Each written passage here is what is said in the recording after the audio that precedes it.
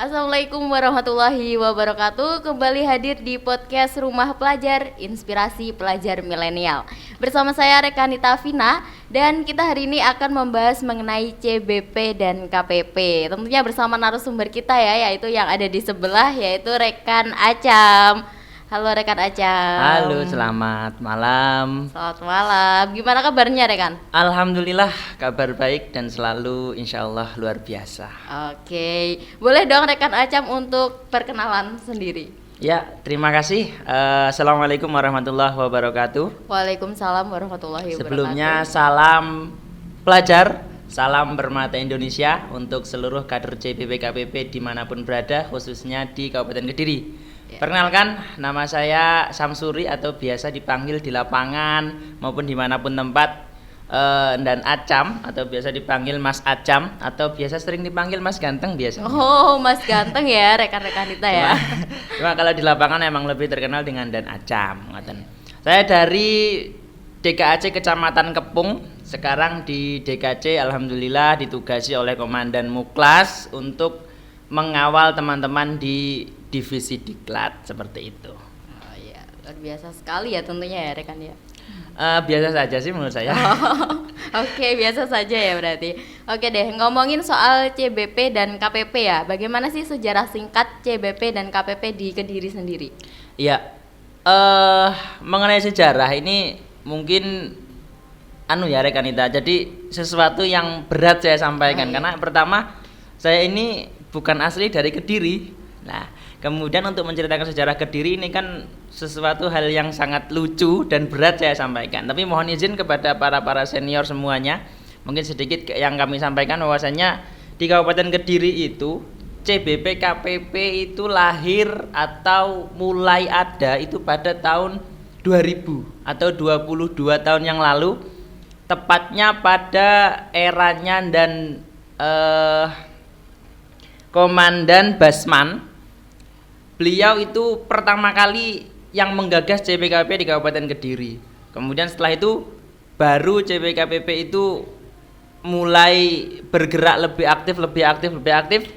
Dan seiring berjalannya waktu, CBKPP itu juga tidak langsung merata ke Kabupaten Kediri tidak, tapi baru di eranya Komandan Akid atau di 2019 sampai 2021 itu baru CBP KPP itu bisa merata ke kecamatan-kecamatan. Dari 26 kecamatan di Kabupaten Kediri pada eranya dan Akid itu sudah mencapai sekitar 18 DKAC yang terbentuk. Jadi baru saat itulah DKAC di Kabupaten Kediri dan kegiatan CBP KPP itu bisa secara masif di kecamatan-kecamatan, bukan hanya di kabupaten. Mungkin itu ya yang mengenai sejarah karena tidak mengetahui juga seperti apa jelasnya. Yang jelas pertama kali CBP itu ada di tahun 2000. Itu pun baru CBP saja. Kemudian baru ada di eranya Komandan Syaiful Anam, itu baru ada KPP, kemudian baru setelah itu bergantian dan lain-lain. Ngoten. Wow, berarti hampir 22 tahun udah lama juga ya rekan ya tentunya. Ya lama sekali, mungkin saya yang masih terlalu baru. Karena emang saya sendiri untuk Kabupaten Kediri, untuk CBP KPP khususnya itu baru bergabung di 2019. Oh, enggak apa-apa ya rekan ya. Oke, ngomongin CBP dan KPP ya. Kalau statusnya sendiri bagaimana? Terus ini tugasnya itu sama atau tidak sama IPNU IPPNU sendiri? Ya, mungkin ini yang harus kita ketahui bersama untuk kader-kader CBP KPP dimanapun berada, khususnya Kabupaten Kediri, bahwasannya status kita di IPNU IPPNU atau posisi kita adalah sebagai pengawal dari kebijakan. Sekaligus tugasnya juga mengawal kebijakan-kebijakan itu. Maka sebagai CBP KPP adalah orang pertama yang wajib melaksanakan seluruh kebijakan yang ada di IPNU IPP itu sendiri. Ini kebijakan ya, bukan cuma kegiatan. Jadi kalau di situ PAC atau IPNU IPP mengeluarkan sebuah peraturan, maka CBP KPP itu juga yang wajib dan harus mengawal secara penuh, mulai dari awal sampai akhir. Begitupun dengan kegiatannya. Tentu CBP KPP ini memang bergeraknya di aksinya, di pergerakannya, maka setiap kegiatan itu CWKPP juga wajib dan harus selalu mengawal secara penuh. Seperti itu. Status dan tugasnya memang seperti itu sebagai pengawal kebijakan dan juga kegiatan yang ada di IPNU IPPNU. Berarti ini ya terasa lebih berat atau enggak ya? Kalau mungkin dikatakan lebih berat ya tidak, karena tidak memang sebagai kader CPP harus selalu siap seperti apapun kondisinya. Karena ya gimana ya, CPKPP itu selalu ada dan selalu siap, bahkan jargonnya pun bahkan ketika salah pun dia selalu mengatakan siap salah. Walaupun itu salah, maka selalu harus siap dengan kondisi apapun. Luar biasa sekali ya berarti rekan ya. Nah, itu apakah ada syarat untuk masuk untuk di CBP dan KPP sendiri? Tentu ada. Jadi menjadi CPP itu syaratnya juga tidak mudah untuk menjadi CPKPP. Bahkan kalau saya analogikan, saya gambarkan seperti ini. Indonesia itu mempunyai jutaan warga negaranya. Untuk menjadi warga negara Indonesia, maka kita cuma butuh KTP atau kartu tanda penduduk. Tapi untuk menjadi seorang TNI misalnya, itu kita butuh KTA atau sertifikat pelatihan TNI. Sama halnya dengan CWKPP. Maka ketika jenengan mau masuk di IPNU, rekan dan rekan semua mau masuk di IPNU, yang jenengan ikut Makesta, Lakmut dan lain sebagainya. Tapi kalau jenengan mau berseragam oren, berseragam CBP KPP, maka harus mengikuti pelatihan yang wajib diikuti, yaitu Diklatama yang kita ketahui diklatan pertama atau pelatihan pertama yang harus diikuti, yang juga menjadi syarat wajib untuk kita bisa memakai seragamnya. Karena sekali lagi, apalagi Kabupaten Kediri mau pakai seragam PDL oren itu saja tidak mudah, harus beberapa pelatihan yang dilewati, beberapa TL, mungkin juga beberapa kali push up dan gulungan yang harus dilewati. Jadi syarat wajibnya adalah ikut diklat yang ada di CBPKPP. Oh gitu ya berarti. Nah kalau ngomongin tadi kan soal ada pelatihan juga nih. Nah kalau soal pelatihan dan pengkaderan itu sama juga atau tidak dengan IPNU IPPNU? Kalau untuk pelatihan atau pengkaderan ini semuanya sama. Karena sekali lagi IPNU IPPNU itu adalah satu tempat, satu rumah yang mana pintunya itu banyak. Artinya untuk masuk ke IPNU IPPNU itu kita bisa melalui beberapa pintu. Yang pertama melalui Makesta, Lakmut dan lain sebagainya. Kemudian melalui Diklatama, Diklatmat dan lain sebagainya. Jadi tujuannya sama sebenarnya, cuman bentuk dan isi pelatihannya yang berbeda. Artinya bisa jadi pelatihan itu outputnya adalah sama sebagai kader. Contoh di Diklatama nanti akan menjadi kader CBP, yang mana CBP itu adalah juga bagian dari IPNU.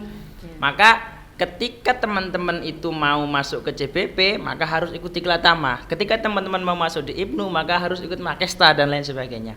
Tujuannya sama untuk menjadi anggota IPNU. Cuman dalam pelaksanaan pelatihannya jelas beda, karena pengkaderan yang ada di CBP itu lebih cenderung ke outdoor,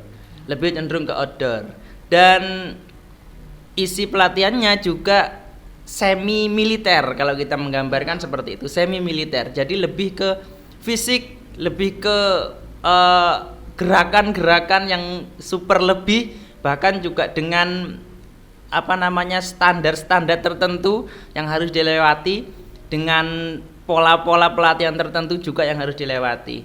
Mengenai pengkaderan ini sedikit saja kita sampaikan bahwasanya di Kabupaten Kediri insya Allah beberapa hari ke depan di bulan Februari awal nanti akan ada pelatihan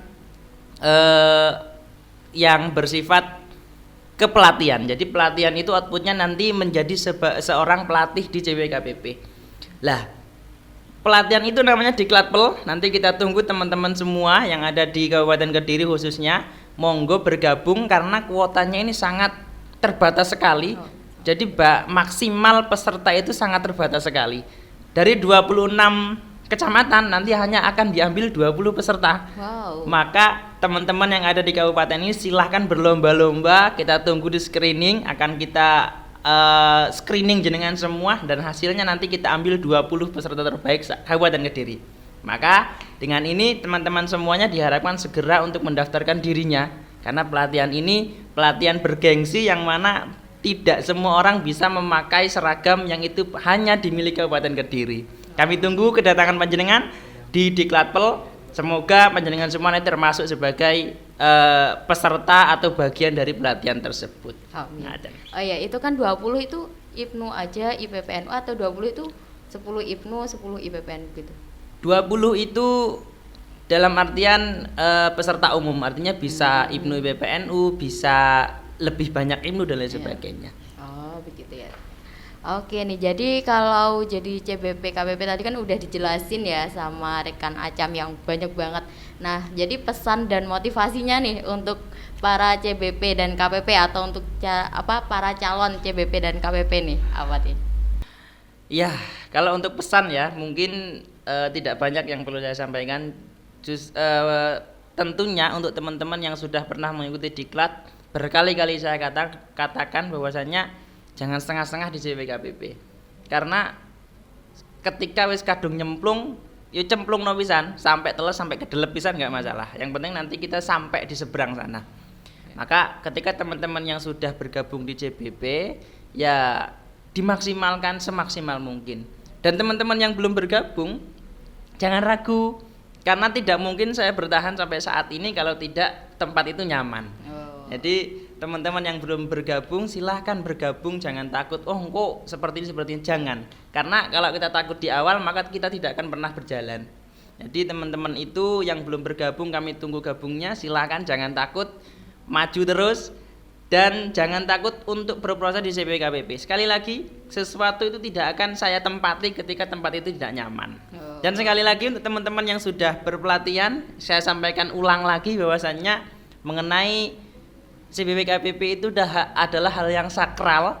Maka jenengan semua ketika CBPKPP itu sudah menjadi bagian dari diri Anda, maka jadikan CBKPP itu adalah sebagai alasan untuk jenengan pertahankan. Jadi ketika sesuatu itu menyentuh atau mengganggu CBKPP, maka orenkan seluruh jiwa dan ragamu. Tapi jangan sebaliknya, ketika jenengan itu yang diganggu, jangan sekali-kali Anda bawa orenmu di dalam masalah pribadimu. Seperti itu. Luar biasa sekali ya ini motivasinya ya, pastinya supaya ini lebih termotivasi ya, dan pastinya lebih nyaman juga ya. Memotivasi diri sendiri.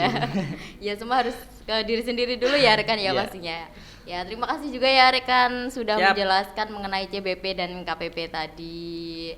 Dan pastinya di sini saya Vina mengucapkan terima kasih juga kepada rekan-rekan kita yang sudah mendengarkan podcast hari ini, dan mohon maaf apabila ada kesalahan baik yang disengaja maupun tidak disengaja. Terima kasih dan wassalamualaikum warahmatullahi wabarakatuh.